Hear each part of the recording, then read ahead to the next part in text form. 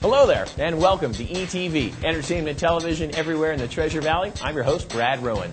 Be sure to stick around, because this week we've got a great fair preview heading your way. But first, 4 new movies hit the theaters this weekend. Time to find out if they're going to make a big summer splash. Here's Sean McBride, the movie guy, to tell you more.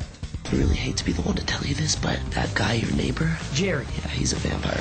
The original Fright Night was something of a guilty pleasure horror flick from my youth. This story of a suburban teenager who's battling the vampire who's just moved into the house next door was a nice mix of comedy and scary stuff, and I'm not just talking about the bad hairstyles from the 80s.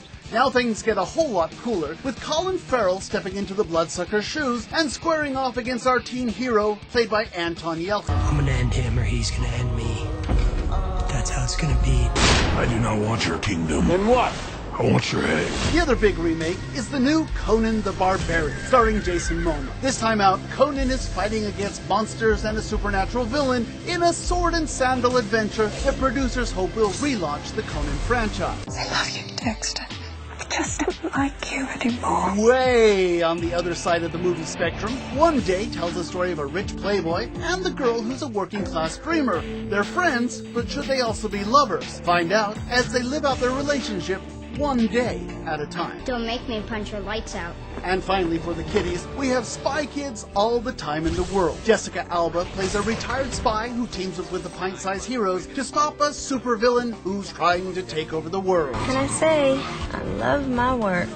And that's what's new at the movies this week. I'm Sean McBride, the movie guy for ETV. Joining us now, fill us in, Sean McBride, the movie guy. So what's the big one this week? I would guess that the big one is going to be Fright Night, but I got to be honest with you. We tape the show on Wednesdays. As of Wednesday, I haven't seen any of the movies this week. I'll see them starting Wednesday and Thursday night. So, but Fright Night, I imagine, is going to be the big one that's going to play this weekend. And what's going on at the Flicks? They have one new film over the Flicks that I'm a big fan of. It's Tabloids from Earl Morris, and he's the guy that did The Thin Blue Line, and just a great documentary filmmaker, one of my favorites actually. It's the story. I guess it's got a little local flavor to it. It's the story of Joyce McKinney, and she was a beauty queen that fell in love with a Mormon missionary over in England.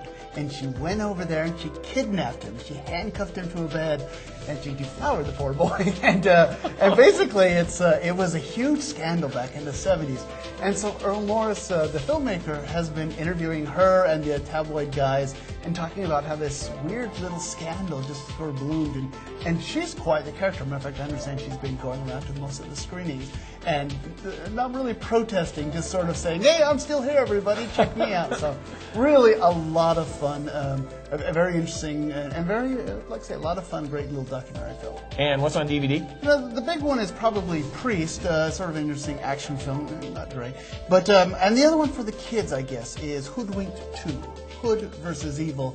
I'm of two minds on Hoodwinked. I think they're kind of fun pop culture things. They sort of want to be like Shrek light, but I don't think they're anywhere near as good as the Shrek films. They just don't have the same way. But for kids, you certainly want to see that.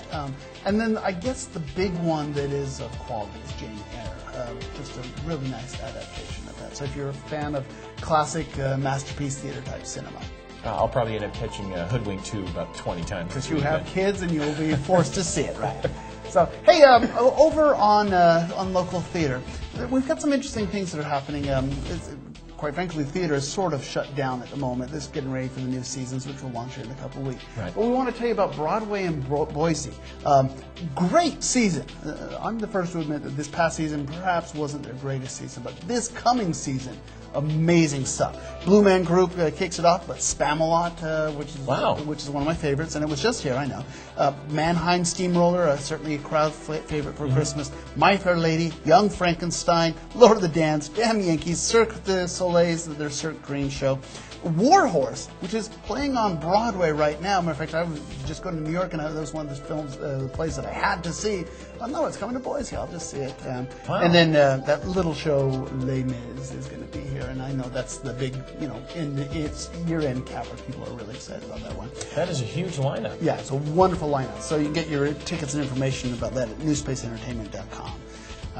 Local theater, though, there are a couple things still hanging on at the end of the summer. Starlight Mountain Theater has High School Musical, Singing in the Rain, and How to Succeed in Business. Tickets at 462-5523 or starlightmt.org. And the Idaho Shakespeare Festival, these are going to end next weekend. So Cabaret and Taming of the Shrew through August 28th. 336-9221 or idahoshakespeare.org. I think they're pretty close to being sold out. Wow. So, well, thanks, Sean. We appreciate it. And if I'm not mistaken, you're going to be joining us again shortly with a fair preview. Just right after the commercial break. Cool. Stick around. More ETV coming up next.